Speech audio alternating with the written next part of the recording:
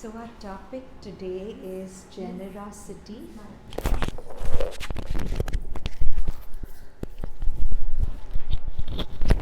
Our topic today is generosity, its seed and its shades. So we are not obviously talking about generosity in terms of giving money. That's a very basic rung of generosity. What would generosity mean to you, to each of you? What would it mean to have a generous nature? To forgive someone. Forgiveness is generosity, yes. What else? Huh? To be humble in one sense, yes. But why do you call that generous? I think it's a little bit linked to generosity. Okay. What else? Huh? Helping, Helping people, yes. Huh? praying for others. Praying for others is generosity. Basically, any movement like this is generosity. When you want to give, whether it's time, credit, attention, your space, it's generosity. And any movement where you want to gather things to yourself is the opposite of generosity. So generosity is a movement which goes out like that. So the Buddha once made quite a statement. He said that if you knew the power of generosity the way I do, you would not let pass a single meal without sharing it with others. If you knew the power of generosity the way I do. So what is the power of generosity? We'll be exploring that. So these are the mother's words. Generosity is to find one's own satisfaction in the satisfaction of others. What a beautiful definition of generosity. We are always looking to feel satisfied if our needs and wants are satisfied. But Mother says that if you find satisfaction in the satisfaction of others, that's the real generosity. Moreover, one is unhappy only when one is not generous. Not generous means you want to pull to yourself. If one has a generous nature which gives of itself without reckoning, one is never unhappy. It is those who are coiled up on themselves and who always want to draw things towards themselves, who see things in the world only through themselves. In other words, people who are highly egoistic, they see the world only through themselves. It is these who are unhappy. But when one gives oneself generously without reckoning, one is never unhappy, never. It is he who wants to take who is unhappy. He who gives himself is never so. I want to speak of moral generosity, to feel happy, for example, when a comrade is successful, an act of courage, of unselfishness, a fine sacrifice. So, to feel happy when a comrade is successful, that's mudita, that is also generosity. An act of courage is generosity, of unselfishness. A fine sacrifice have a beauty in them which gives you joy. It may be said that moral generosity consists in being able to recognize the true worth and superiority of others. So, even if we feel somebody is superior, we don't like to acknowledge it because we always enjoy feeling superior. So to acknowledge the superiority and the true worth of others is also generosity. Now this is a very lovely story about a sadhak from Pondicherry. In 1975, I was touring the US, Canada, West Indies, Jamaica and other countries of South America to open centers there. Sri Navjatji asked me to visit Venezuela, where he knew a person whom he had met in Pondicherry in 1973. It was very difficult to get a visa for Venezuela. Port of Spain was the last stop before Venezuela, and with the help of the Indian High Commission there, I finally got my visa. After I boarded the plane for Caracas, I suddenly discovered that I had left my passport and other documents inadvertently behind in the security enclosure at the Port of Spain airport. I was greatly worried and I did not know what to do, because to land in a foreign country without a passport and other travel documents means that you are straight away arrested. I ardently prayed to the mother for protection, saying, "Mother, I am traveling on your behalf, and my passport and other documents show that I am the joint secretary of the Sri Aurobindo Society. If I am now subjected to any ignominy, it will reflect badly on the society which you have created for your work. It was you who gave me permission to travel to spread Sri Aurobindo's message in the world." While I was thus meditating, all of a sudden the captain announced in Spanish that because of some technical problem, he was taking the plane back to the Port of Spain. As soon as the plane landed, I rushed back to the counter in the security enclosure and found there my passport and all my documents intact. Soon after I returned it, it was announced that the problem had been solved and the plane was taking off. I realized that this is how the mother protects us, her children, in spite of all our defects, imperfections, and shortcomings. Tears rolled down my face, but within me I was full of joy and gratitude. So, what does this story have to do with generosity? Surrender, faith. It's showing us the divine's generosity towards creation, no? If your child had done that, left visa, passport, whatever at the airport and gone off in a plane, you'd have screamed, shouted, you'd have been judgmental. But look at the Divine Mother, there was nothing of that. In fact, she maneuvered the whole circumstances so the plane went back. He could take his documents and he could go on. So it's really showing us how generous the Divine is with all our shortcomings. But we are so intolerant of each other's shortcomings and with our own shortcomings, no? So to be tolerant of others' shortcomings is also a very important shade of generosity. And if we have the Divine as our role model, it's an infinite thing, right?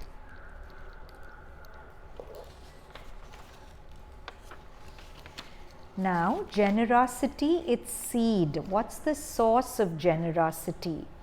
So, I have called it surrender. Why would surrender be the seed of generosity?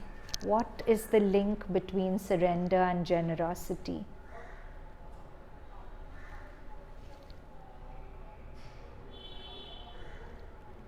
When can you truly give? Or when can a jar fill a cup? When the jar is full of water, it can give, right? If I feel a constant lack, if I feel I don't have enough, then that lack obviously makes me draw more and more to myself, right? I can't be generous with others. But if I live in a state of surrender, what is surrender? Surrender is the complete faith that whatever life is bringing to me, it's for my good. It's not coming to impoverish me, it's coming to enrich me. So, if I'm living with that kind of abundance in my surrender brings abundance, right? Surrender makes me feel I'm living in an abundant universe where blessings are abundantly pouring. And only when I'm feeling blessed do I have it in me to pour blessings on others, right?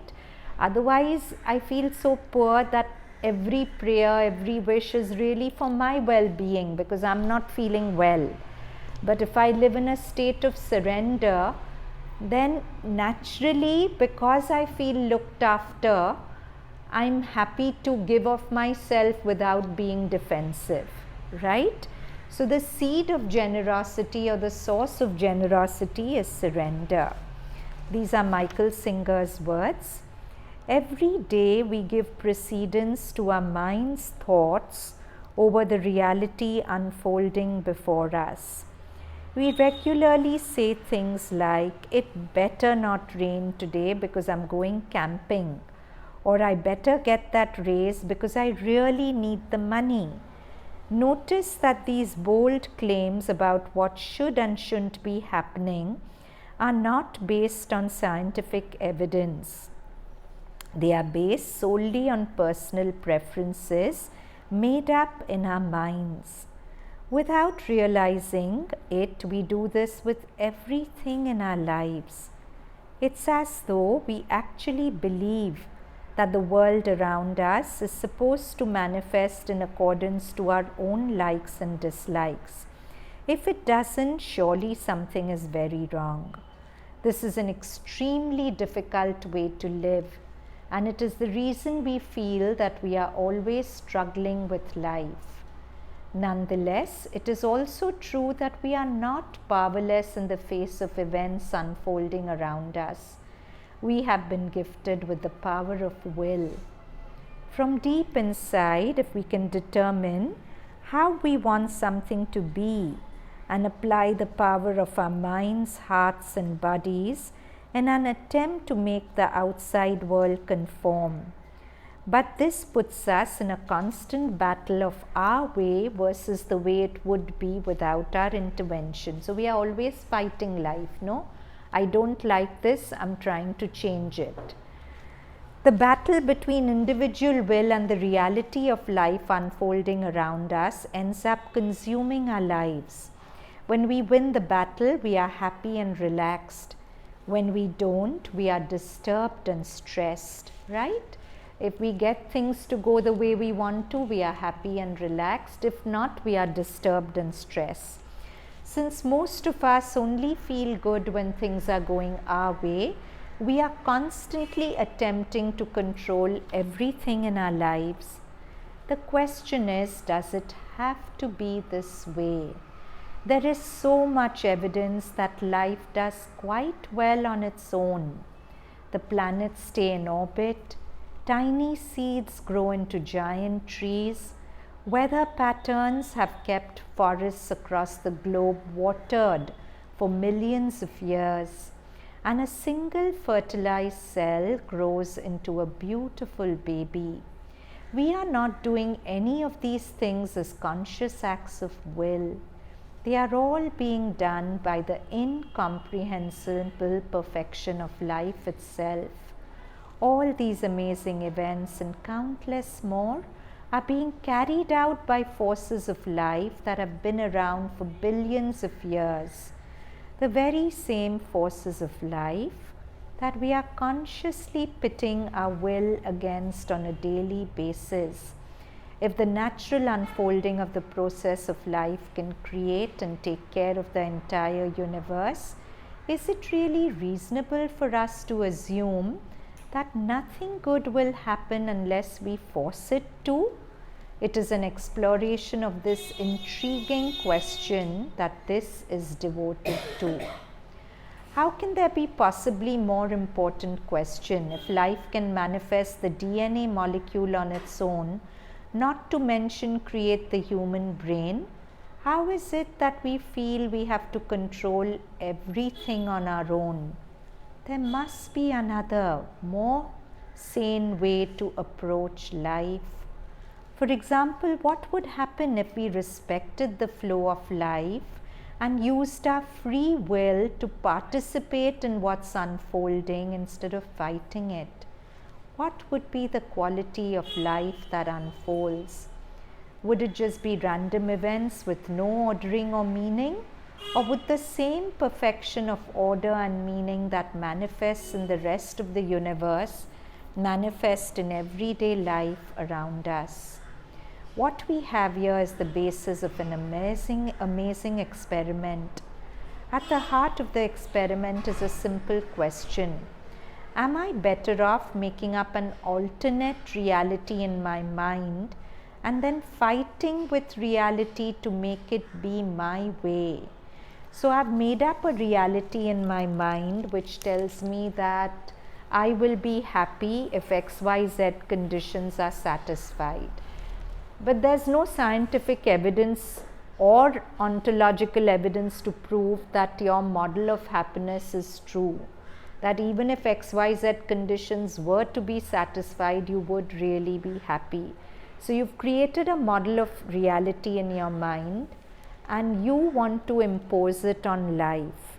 And that is quite an insane way of living, because when you say no to any ingredient in the moment, you're saying no to every force of the universe, because every force of the universe conspires to bring you everything. At the heart of the experiment is a simple question. Am I better off making up an alternate reality in my mind and then fighting with reality to make it be my way? Or am I better off letting go of what I want and serving the same forces of reality that managed to create the entire perfection of the universe around me? This experiment would not be about dropping out of life. It would be about leaping into life to live in a place where we are no longer controlled by our personal fears and desires. For lack of a better name, I have called this the surrender experiment. And to the best of my ability, I have devoted the last 40 years of my life to seeing where the flow of life's events would naturally take me. What happened over the course of these 4 decades is nothing short of phenomenal. Not only did things not fall apart, quite the opposite happened. As one thing naturally flowed to the other, the flow of life's events led me on a journey that would have been beyond my comprehension. Let it be clear right from the start that this type of surrender does not mean living life without the assertion of will. My story of these 40 years is simply the story of what happened when the assertion of will is guided by what life was doing instead of what I wanted it to be doing. My personal experience is the aligning of one's will with the natural forces unfolding around us, leading to some surprisingly powerful results. So, in short, when we are in a state of surrender, we accept everything that comes to us in life as if we have chosen it. Now, that's a big one. When we have somebody being unreasonable with us, when we have somebody shouting at us, when we have somebody annoying us, we don't like it. Not liking anything is resisting it, right? How do we change this? How can we change this not liking what the life is bringing me in the moment? Any ideas?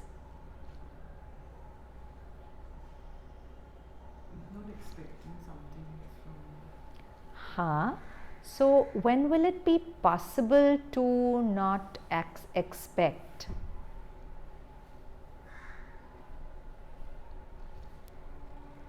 If you are already in a state of loving surrender, if you're already thinking that everything that life brings you is Mother's grace, because it is so. Even the difficult people, they provide us just enough difficulty as is good for our growth, right? So if I am living in a state of loving surrender, the mother has called, in fact, the Indian gulab, that very fragrant pink small flower, the flower of loving surrender. So the quality of loving surrender is to love one essence so much that you see that essence everywhere in life and you're surrendering to it. So it's not about the person who's annoying you, but the constant remembrance that the mother is in this person also. And for whatever reason, she's choosing to behave like this through the person with me. So I drop my fight with the person in front and I remain in surrender to the mother presence which is behind. Yeah? So this morning we did the mantra Om Namah Shivaya in class. It has a beautiful meaning. Om is the God essence, Nama is surrender, and Shivaya is life intelligence, right? Shiva is not just a God sitting on the mountain. Shiva is life unfolding in the moment, because everything that unfolds is a movement of Shiva, movement of Mother, Christ, whatever you call it. So if you're living Om Namah Shivaya, you're in surrender to every moment of life. Whatever it brings you, you drop resistance with it, because fighting life is fighting a friend.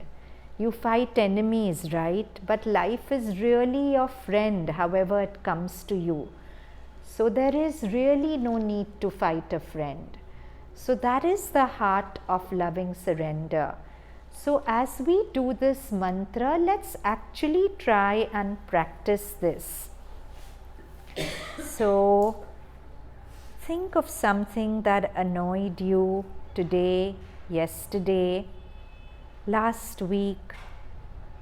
When you think of it, your mind still screams, no, this is unfair.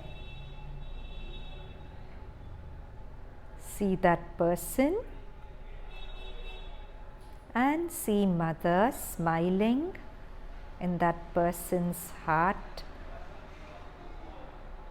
Those beautiful lines from Sri Aurobindo's sonnet, because thou art behind all eyes, I meet thy secret gaze.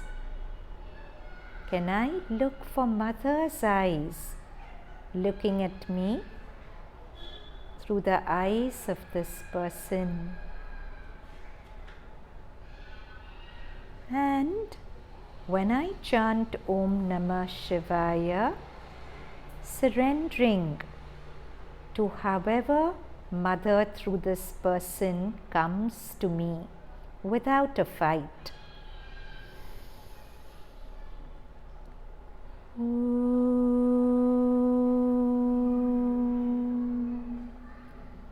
Namah Shivaya, Shivaya Namah.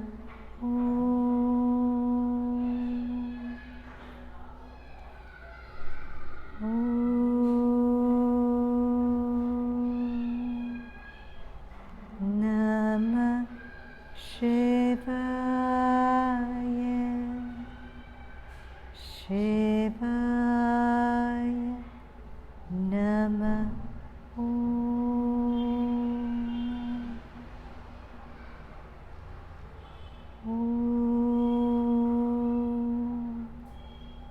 Namah Shivaya, Shivaya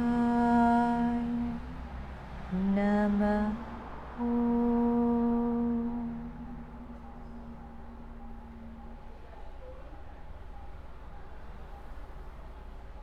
And just without sound, articulate Om Namah Shivaya, surrendering to that moment when the person came to you like that, dropping resistance, saying a wholehearted yes to it.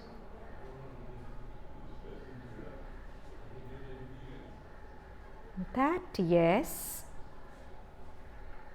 is generosity. The way in the story we did, the mother said yes to the person's leaving his documents behind, and without judgment helped. Can I take mother as my role model to say yes to the person's behavior, however offensive it is, and still hold goodwill in my heart? That is generosity. And the seed of generosity is that surrender. Surrender to mother as she comes to me in the moment. And slowly open your eyes whenever you're ready.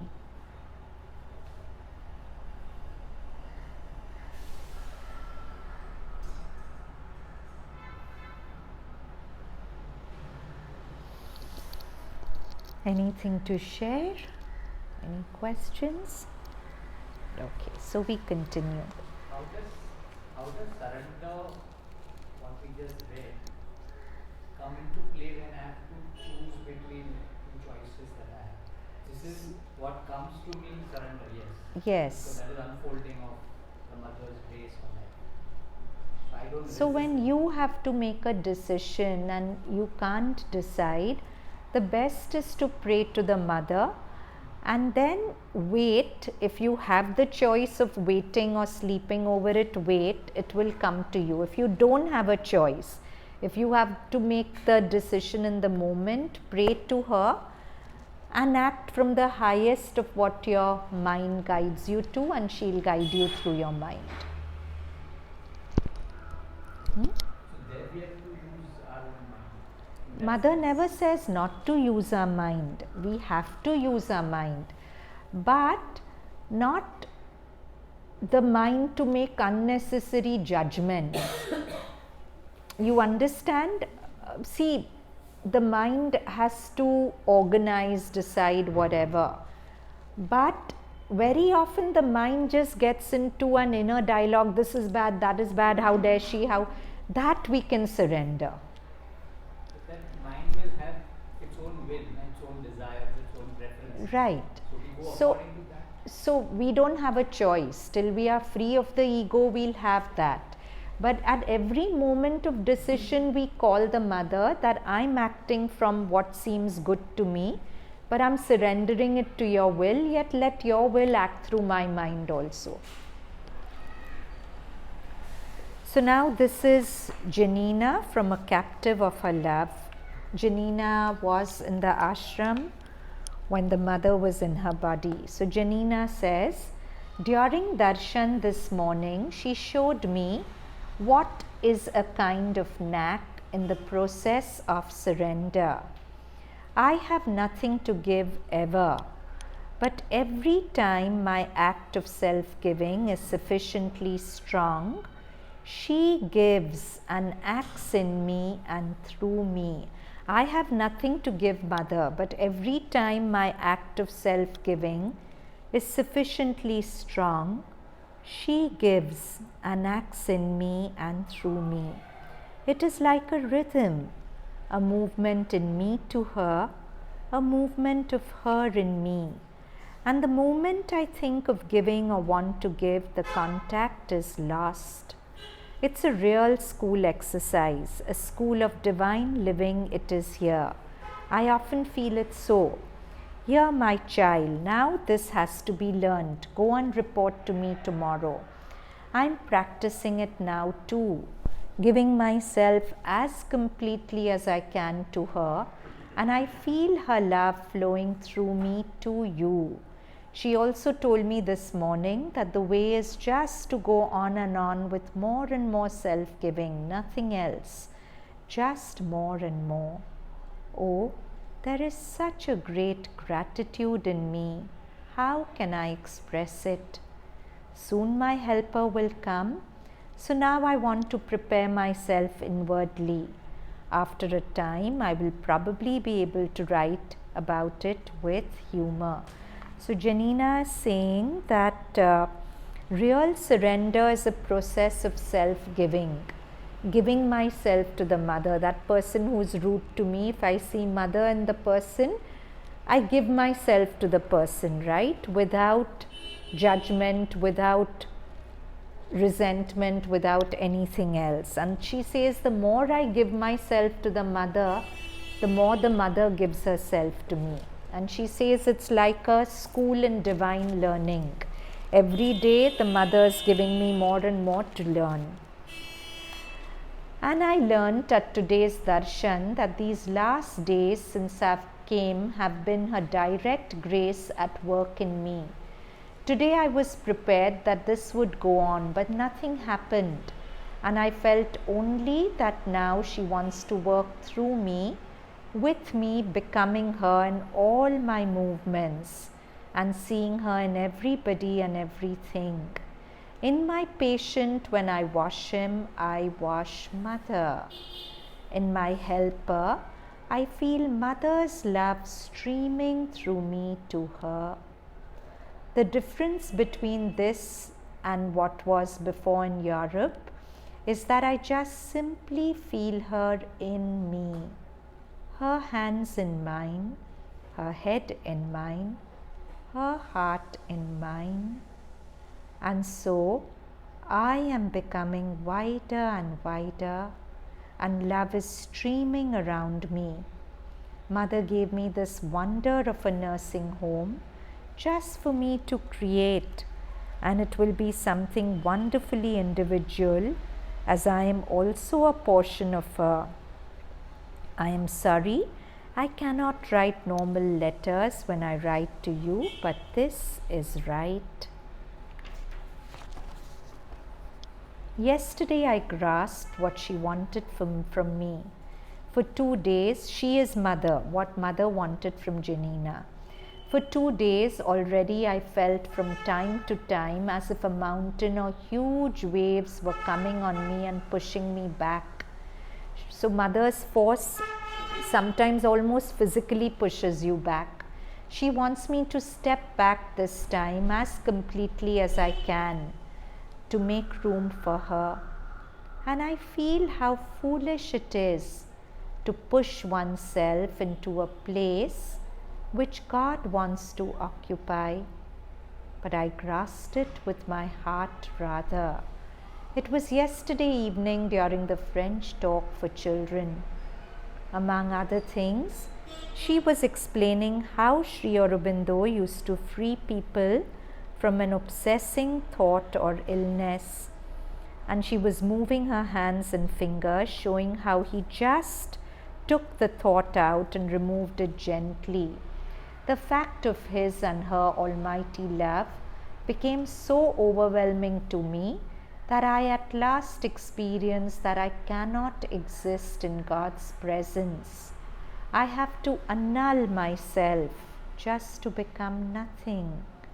And now the time will come to practice it and persevere in this way. But my happiness is so great, so great. I discovered also that this attitude of giving myself, if applied to food, I just give myself to mother in the food. In those days, they were given very basic food, the ashram was developing, and sometimes it was difficult to eat. So Janina says, if I just give myself to mother in the food or heat, I surrender to her in the heat or other conditions, creates a completely new way of living. Before I used to face the condition, now I give myself so completely that I feel it deep, deep in my inner heart. What does this mean? This simply means that she is so entrenched in the thought that all is mother, that when she eats food, even if it's not palatable, she's just giving herself to mother in the food. I'm surrendered to you, mother, in the food. However you come to me, I have no quarrels with it. Or if it's very hot, to think of the heat also as mother and to give yourself to mother in the heat. So surrender is this constant movement of giving yourself.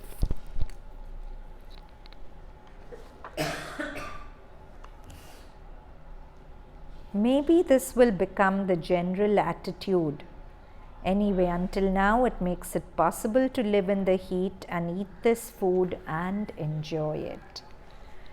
Then definition of loving surrender. The love that surrenders to the beloved without conditions or reserve. Doesn't say that I'll surrender if you make things go my way only, just surrenders. Love that hushes the chaos of the mind. So in Patanjali's Yoga Sutras, so beautiful, he said one of the most powerful ways of quietening the mind is Ishwar Pranidhan, surrender to God. Because if you're surrendered to God, you won't overthink, oh, will this go well, will that go well, does this happen, does that happen. You think much less because you've decided to let God do the thinking. Yeah? So, love that hushes the chaos of the mind, halts its meanderings. The mind meanders here and there. When you're in a state of surrender, that meandering just stops. Swallows its preferences and demands, swallows the preferences and demands of the mind, simmers down its self-will to vapors of self-giving. Surrender is in that golden moment when one wants naught is nothing else but to give oneself to the beloved. When one stops abiding by the flickering mind, the mind will today want this, tomorrow it will want that. Today it will convince you that this is the right thing to do. 2 hours later it will convince you the opposite is the right thing to do. So that's the flickering mind. So when one stops abiding by the flickering mind and simply becomes waters at the beloved's feet, unmoving and still till those feet choose to move them. So when you're really in this state of surrender, the desires and wants naturally become very less. And when your mind is quiet, you get the guidance from within, Anjan, to answer your question of exactly what's to be done. But there's no personal bias in that guidance.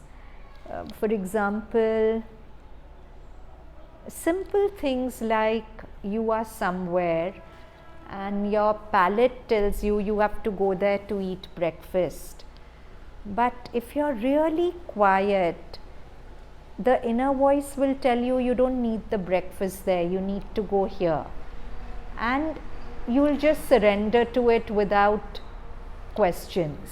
But till you reach this surrender, it's foolishness not to use your mind, because otherwise we fall back to the level of an idiot, right? If we don't even use our mind. But if we have this state of surrender and this silence, then constantly we'll know the divine will within us. The divine will is always there within us, but it's constantly getting distorted by our personal will. When we surrender, that personal will simmers down and we naturally feel more and more guided from within what to do. Now we come to generosity, its shade. So the seed of surrender, of generosity, is surrender and self-giving. So this is 7 advice of Mevlana Rumi. In generosity and helping others, be like a river. Because the river is always helping, no? It's watering the fields, it's giving people a space to bathe, drink water. It's all the time giving. In compassion and grace, be like the sun. The sun's compassion is on everyone. It shines on the saint and the sinner. In concealing faults, others' faults, be like night. In concealing others' fault, be like night. This is my favorite. It's so beautiful Because when it's dark, the darkness covers up cracks and weaknesses and things, no? So night makes even the broken down landscapes look beautiful because it's concealing the faults. But we have a tendency, we see anything wrong with anyone, we want to shout and tell that person, you did this wrong. And that's being ungenerous. And if you ask yourself, why do we have this tendency to constantly point out mistakes of others?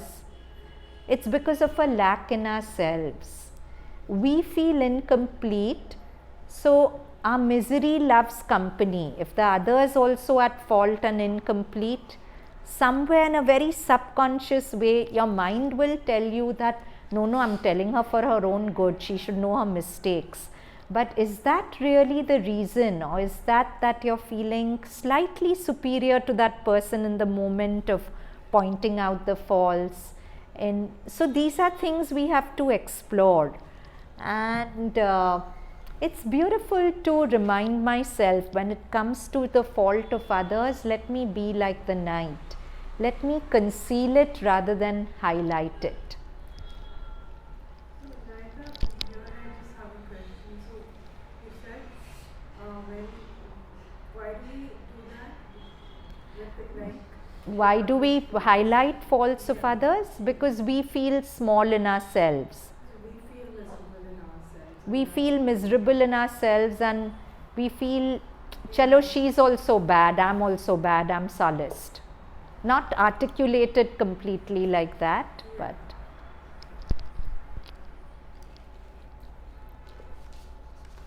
in anger and fury, be like the dead, don't react. Even if a person curses and screams at a dead body, the dead body won't react. So in anger and fury, be like dead. In modesty and humility, be like earth. Earth is so modest and humble, no? Whatever you throw into her, she will biodegrade it into something beautiful. In tolerance, be like the sea. It receives all the garbage of the world and keeps tolerating. Either exist as you are or be as you look. This is beautiful. Either exist as you are, don't pretend, or if you're pretending to be something, become that. Work on yourself to become that. So either exist as you are or be as you look. So long as you do not have the power to change the world, it is useless to say the world is wrong.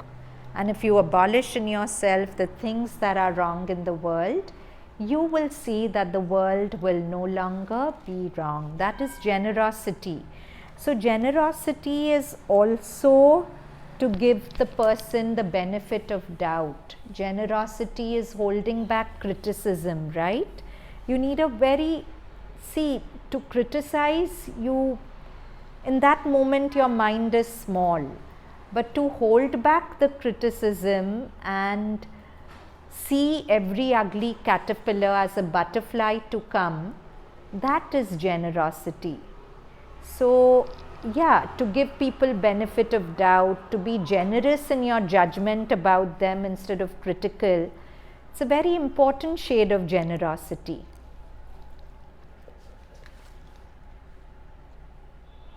Now Janina again. Yesterday there was the distribution of sweets, after which I am again a different human being. Mother used to distribute sweets. A different human being, and nothing else matters but she. Now each time the waves work with such a strength, I just try to withdraw into a corner and sit still. I know that not everybody here is open and surrenders to these waves strongly. Waves is mother's force, but I write to you what I have experienced. Anyway, there are many who do, and probably much stronger than I. Many people who might be responding to mother's force stronger than me, and some who don't respond at all. And this problem of more or less is no longer important to me. I do not compare. After a time, she will probably widen my consciousness by flooding it more and more. And I will be all these sadhaks who do not surrender and all those who do surrender. This is so beautiful. Instead of saying A is B, A is bad, B is good, Janina is reminding myself that one day I will realize that I am the A who's good also, the B who's bad also, and I'm all of them. So who should I judge? You understand? That's also generosity. Oneness and living with that sense of oneness is also generosity. Now these are Mother's words again. The unselfish movement, uncalculating, she's talking about a flower blossoming, and she says that's the unselfish movement. Uncalculating is one of the most beautiful forms of psychic consciousness in the world. But the higher one rises in the scale of mental activity, the rarer it becomes. For with intelligence come all the skills and cleverness and corruption calculation. For instance, when a rose blossoms, it does so spontaneously for the joy of being beautiful, smelling sweet, expressing all its joy of living, and it does not calculate. It has nothing to gain out of it. It does so spontaneously in the joy of being and living. Take a human being. While apart from very few exceptions, the moment his mind is active, he tries to get some advantage out of his beauty and cleverness. He wants it to bring him something, either men's admiration or even more sordid gains yet. You understand what Mother is saying? She's saying that a rose obviously doesn't think. So when it blossoms, it gives the beauty of its scent, fragrance, appearance spontaneously to everyone. It wants nothing in return. Even the hand that crushes it, it will give its fragrance out in that hand, right? But human beings are different. We have the capacity to be aware of our beauty. And with that awareness comes the curse that we always have a self-regard.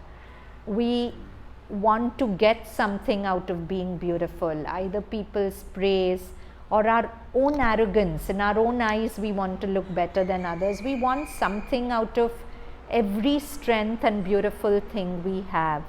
And Mother says this is one of the ugliest things in human nature, to want something back for everything you give out. Everything is like a business transaction. I gave you this, you didn't do this. So many quarrels with people close to us. All of us must have said this. I did this for you, see, you didn't do this back. But you did it because it gave you joy. Maybe something else will give the other person's joy. He doesn't have to pay you back in the same coin all the time, or to pay you back at all. But we do anything good for anyone, we have an expectation, appreciation, whatever. We want that person indebted to us, whatever else. So that is the opposite of generosity again. Consequently, from the psychic point of view, the rose is better than human beings. Only if you climb a rung higher and consciously do what the rose does unconsciously, then it is much more beautiful. So, rose does this unconsciously, it gives without wanting anything back. But if we can do it consciously, to give without wanting anything back, and that's only possible when you give everything with a sense that you're giving to the mother. You're not giving to the person. In Synthesis of Yoga, Sri Aurobindo writes that every gift given, remember the recipient is mother. And even if the form of the recipient doesn't receive the gift well, remember mother will take the gift depending on the space from which you're giving it. So whatever you're giving, give as if you're giving it to the mother and have no expectations from the form you're giving it to. So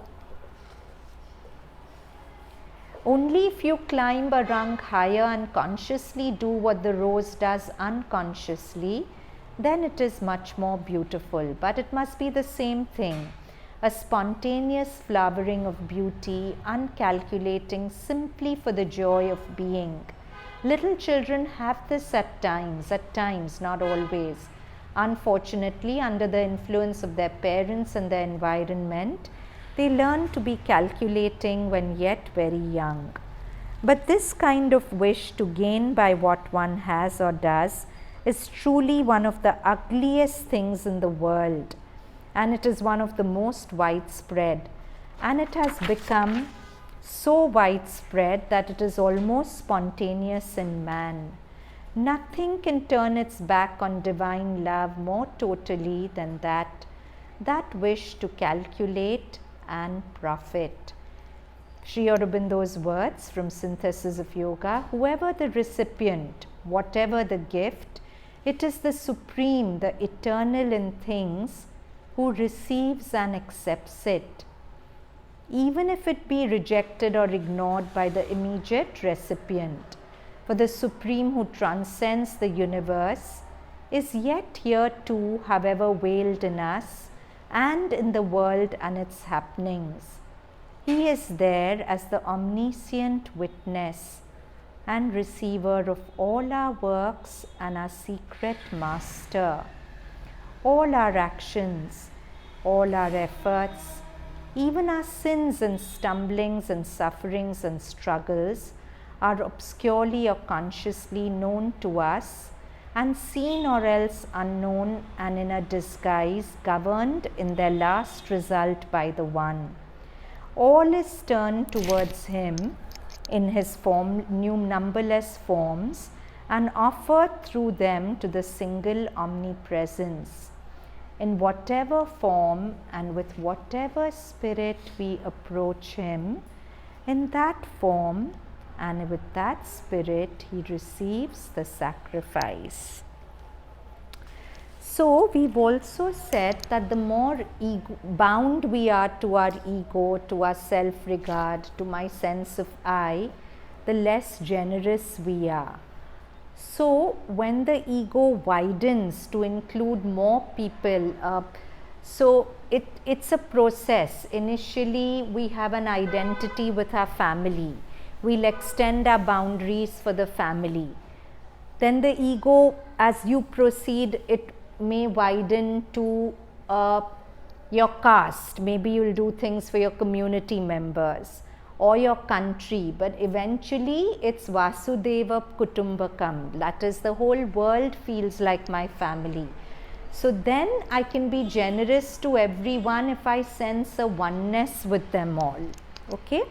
So Toll's words: why does the ego play roles? Because of one unexamined assumption, one fundamental error, one unconscious thought. That thought is, I am not enough. Every ego somewhere functions from I am not enough. Other unconscious thoughts follow. I need to play a role in order to get what I need to be fully myself. I'm not enough, so I have to play the role of being the clever one so that I get appreciated, or the pretty one, or the strong one, or the generous one. I'm constantly playing roles so that the world gives me affirmations to feel enough, because fundamentally I'm not feeling enough. So, but you cannot be more than you are, because underneath your physical and psychological form, you are one with life itself, one with being. In form, you are and will always be inferior to some, superior to some. In form, you will be better than some, worse than some. In essence, you are neither inferior nor superior to anyone. You are just existence, right? True self-esteem and true humility arise out of that realization. In the eyes of the ego, self-esteem and humility are contradictory. My ego will say, if I have self-esteem, I'm arrogant, I'm not humble. In truth, they are one and the same. Because real self-esteem comes when you come closer to the truth of yourself, which is not the frontal ego self. What I could there be apart from life, apart from being? It is utterly impossible. There is no such thing as my life, and I don't have a life. I am life. I and life are one. Therefore, we come back to surrender. No, if I and life are one, then unless I'm insane, I won't do anything to harm myself, right? Everything out there is bits of myself coming back to me, playing with me to help me to evolve. So, I and life are one. It cannot be otherwise. So how could I lose my life? How can I lose something that I don't have in the first place? How can I lose something that I am? It is impossible.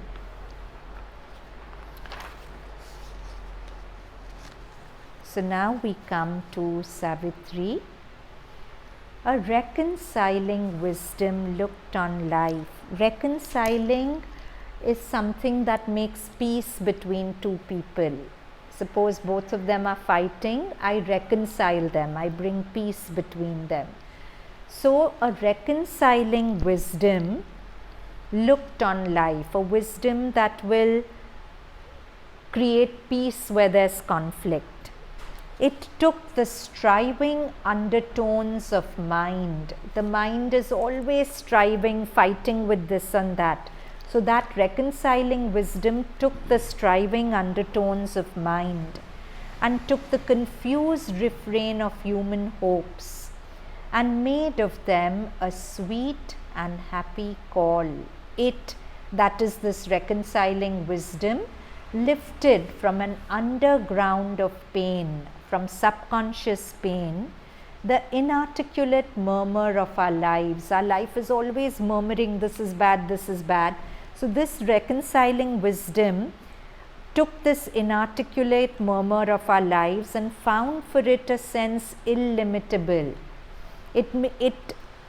That wisdom, when it arises, it makes us see the purpose for everything. So we find a sense behind everything that's dark and ugly also. A mighty oneness, its perpetual theme. This reconciling wisdom's perpetual theme was a mighty oneness. It caught the soul's faint scattered utterances, read hardly twixt our lines of rigid thoughts.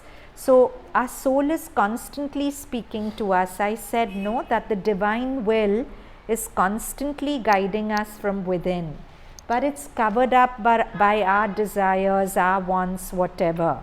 So it caught the soul's faint scattered utterances, read hardly twixt between the lines of rigid thought, or mid this drowse and coma on matter's breast, heard like disjointed mutterings in sleep.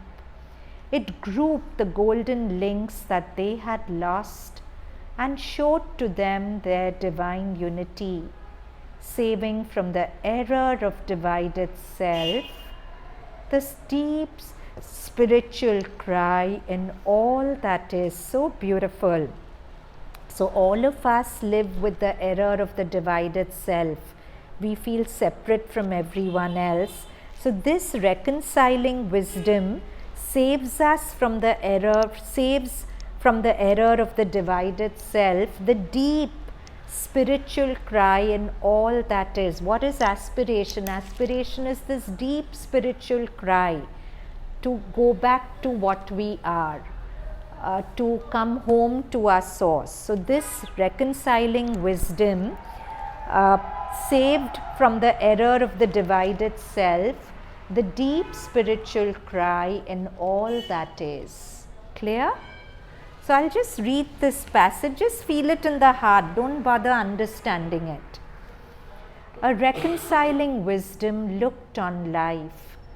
It took the striving undertones of mind and took the confused refrain of human hopes and made of them a sweet and happy call. It lifted from an underground of pain the inarticulate murmur of our lives and found for it a sense illimitable. A mighty oneness, its perpetual theme, it caught the soul's faint scattered utterances, read hardly twixt our lines of rigid thought, or, mid this drowse and coma on matter's breast, heard like disjointed mutterings in sleep. It grouped the golden links that they had lost and showed to them their divine unity, saving from the error of divided self, the deep spiritual cry in all that is. Another passage from Savitri.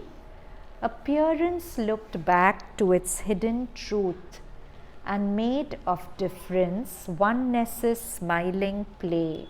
So in the supramental world, appearance looked back to its hidden truth and made of difference. You and I are different in form, but we are finally one. So made of difference, oneness's smiling play. It made all persons fractions of the unique. Yet all were being secret integers. So beautiful. So fractions add up to something, right? Each one of us is a fraction of that ultimate one. And all were being secret integers. So Vedantic math is 1 plus 1 plus 1 plus 1 is 1. It doesn't add up to, it's one whole. Yet all were being secret integers. All struggle was turned to a sweet strife of love in the harmonized circle of a sure embrace. Identity's reconciling happiness gave a rich security to difference. Here, if I and Isha are not feeling one, then if Isha is better than me, different than me, I start feeling inferior, right? But if I know that I am also Isha, then identity's reconciling happiness gave a rich security to difference. Then I am secure in Isha being better than me at physics, for instance, because I will remember that as Anahita, I am good at English, but the same one as Isha is good at physics. Why would that one take different forms if he wanted to be the same in every form, right? Every form has to be unique and uniquely good at what it needs to do, right? Look at your face. If your nose, your eyes, your lips were all the same, what a mess your face would be.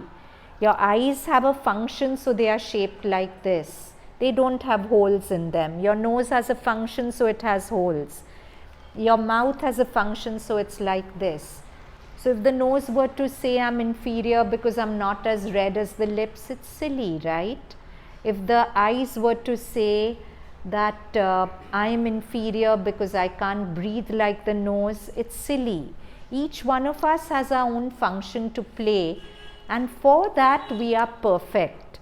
So to know that we are all one and part of one body, identity's reconciling happiness gave a rich security to difference. On a meeting line of hazardous extremes, the game of games was played to its breaking point, where through self-finding by divine self-loss, there leaps out unity's supreme delight. whose blissful undivided sweetness feels a communality of the Absolute. So, we can't really be generous in the true sense till there are two qualities in us that is as the background consciousness. One is surrender, the other is oneness. To remember that whoever I'm giving to, I'm really giving to myself. Surrender will remind me that whoever I'm giving to the mother. Oneness is the path of Gyan. It will remind me that whoever I'm giving to myself. So, this is the last passage for today. It's a sonnet by Sri Aurobindo, the One Self. All are deceived, do what the one power dictates. Yet each thinks his own will, his nature moves. The hater knows not 'tis himself he hates. The lover knows not 'tis himself he loves. Whoever I'm hating, actually it's myself. So the hater knows not that it's myself I'm hating in that person. The lover knows not 'tis himself he loves. It is all one being many bodies bear. Here Krishna flutes upon the forest road. Here Shiva sits ash smeared with matted hair. But Shiva and Krishna are the single God. Even gods are finally one, not only persons. In us too Krishna seeks for love and joy. In us too Shiva struggles with the world's grief. One self in all of us endures annoy, cries in his pain and asks for fate's relief. My rival's downfall is my own disgrace. I look at my enemy and see Krishna's face. So my rival could be somebody I'm competing with, and normally when my rival has a downfall, it could be a family member I'm always comparing myself to or whatever, and when that person's downfall happens momentarily, I feel little solaced that my misery loves company, as I keep saying. But actually that one is also Krishna, that one is also myself. So my rival's downfall is my own disgrace. I look at my enemy and I see Krishna's face. These are beautiful lines worth mugging up and remembering.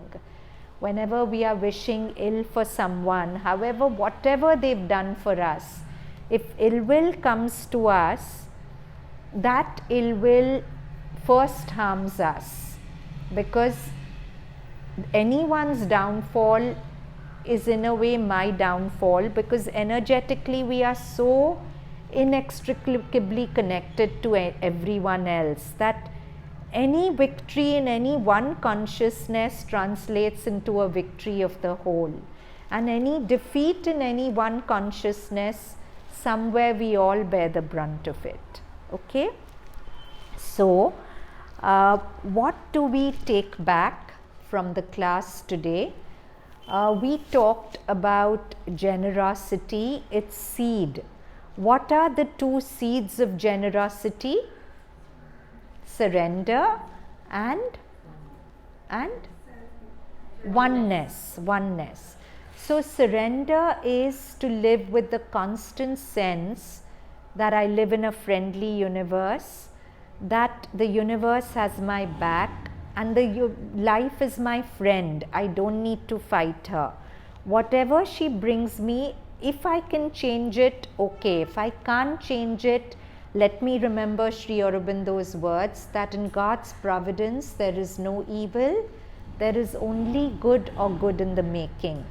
And let me surrender to the knowing that in everything there's the invisible hand of the mother. And the second seed of generosity is oneness. To just remember that although I'm so convinced that I'm separate from all these bodies, actually I am one with all existence. So generosity comes from either wanting to give to the mother in all existence or to give to myself in all existence. One is the way of the bhakti, one is generosity, the way of jnana. Now, if this is my constant background consciousness, that all is the mother or all is myself, then I live differently. I treat others as I want to be treated. Do I like it if I do something wrong and someone's quick to point out my faults? No.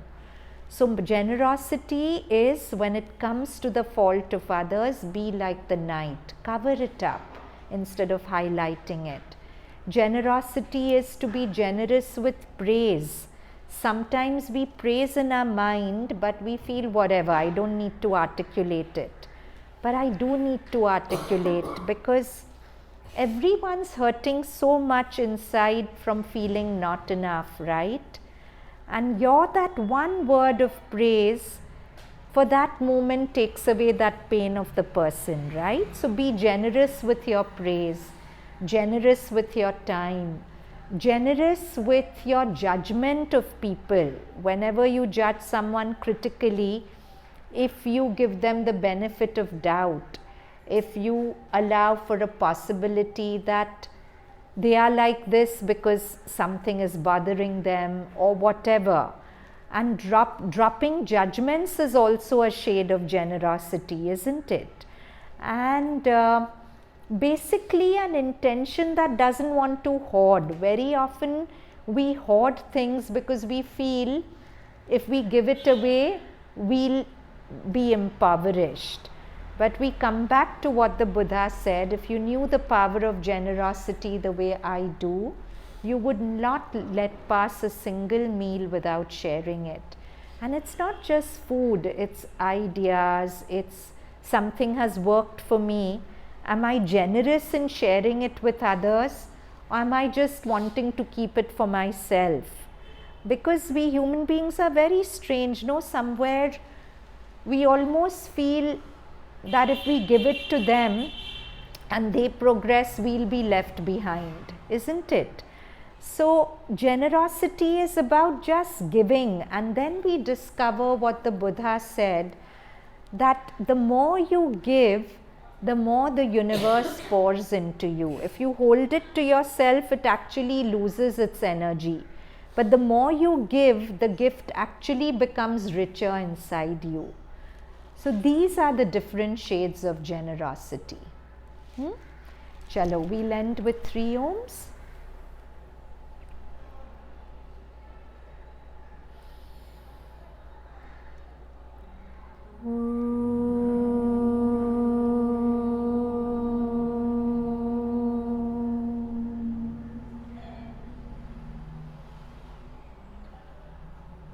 Om.